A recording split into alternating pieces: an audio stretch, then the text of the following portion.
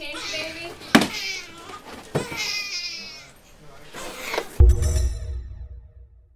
Alright, so here is my unboxing of the iPhone 5 finally. I'm excited to take a look at this. And Can you feed the baby? yes!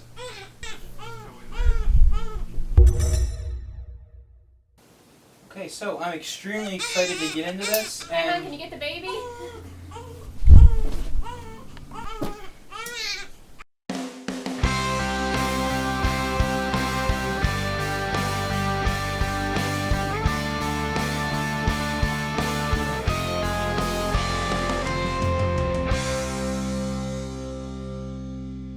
Hey guys, this is MTP Flyers, and we're talking iPhone 5 today. That opening scene is exactly how my day went on iPhone 5 day. No, I'm just kidding. It actually was extremely smooth getting the phone set up. I thought there was an issue with Verizon's network when I tried to activate it. I had to call, and I waited on hold for a few minutes, and I was like, forget it, and I continued on, and the phone activated just fine. I kind of want to talk about some of my favorite features at start. I don't really do an unboxing. I think you guys have seen most of those. So, let's skip ahead to the good part.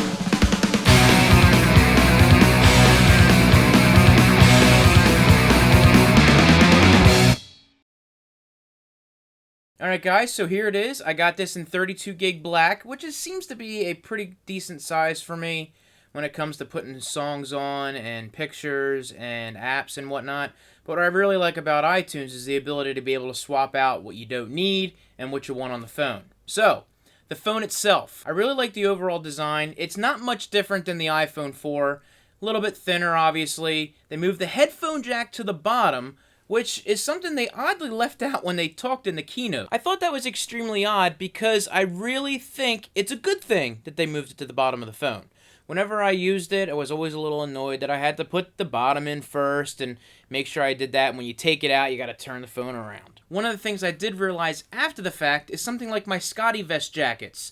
When you put those in there, you put it in this way in the pocket. And then, of course, when you go to use it, you have it upside right and you can pick what you want. Headphone jack was at the top. So it's going to be a little bit of a change to make sure that you put it underneath. You got to run the cord behind it, make sure it stays behind it. Or you put it in upside down? I don't know. But I think the pros outweigh the cons when it comes to putting the headphone jack at the bottom. And I'm really surprised that Apple didn't mention that in the keynote. Of course, one of the other bigger changes is the removal of the 30-pin dock connector to the new Lightning port. It really doesn't bother me either way. I'll just get the adapter and I'll change it. For other people, spending $30 to do that is very annoying, and I can understand that. One of the other things that people have been talking about is the durability of the outside of the phone. Now, I do have a little scratch here on the side, very, very faint and very small. Don't think you're really ever going to notice it unless you really look at it, or if you don't have a case on it. So who knows if Apple's going to address that? We shall wait and see. So moving on to some of the features that I do like on the phone, I like the camera. I don't know if I necessarily see a difference between the iPhone 4S and this one right now until I really get into using it. The panoramic's cool. Probably use it a few times. I didn't really use the third-party apps all that much.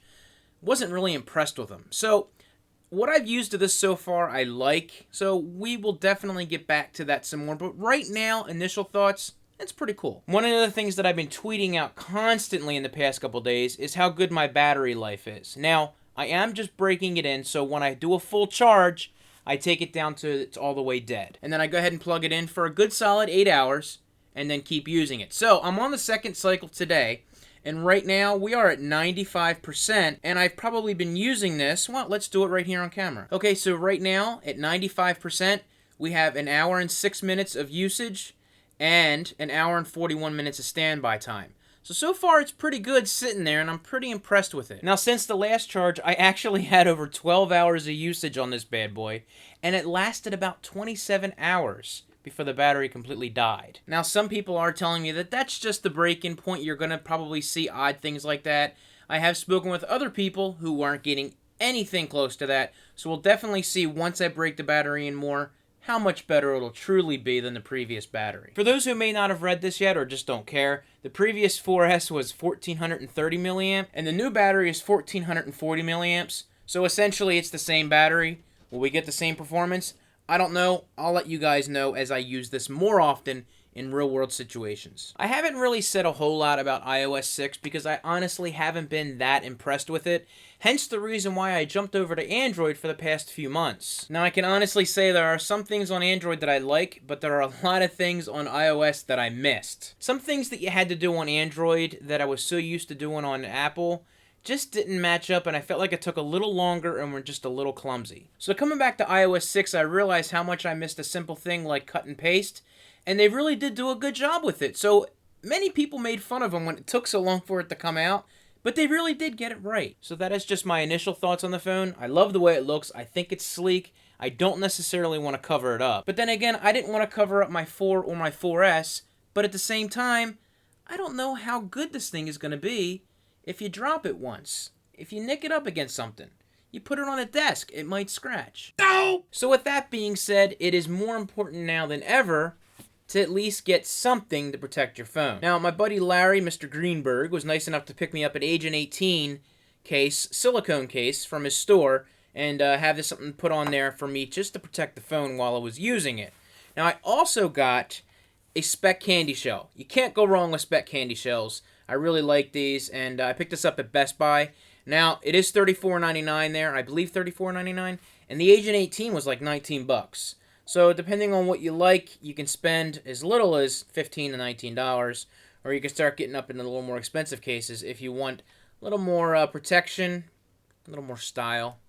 It's up to you. Now, I do have Apple Care on this phone, so putting a case on really isn't as important, but at the same time, getting that first scratch, it just hurts so bad. So guys, I have a lot more to go through, from using the front-facing camera for FaceTime, taking more pictures and trying it out and seeing what I think, and just overall usage of the phone. So stick around, I will have a lot more coming up. You guys take it easy, and I will talk to you later.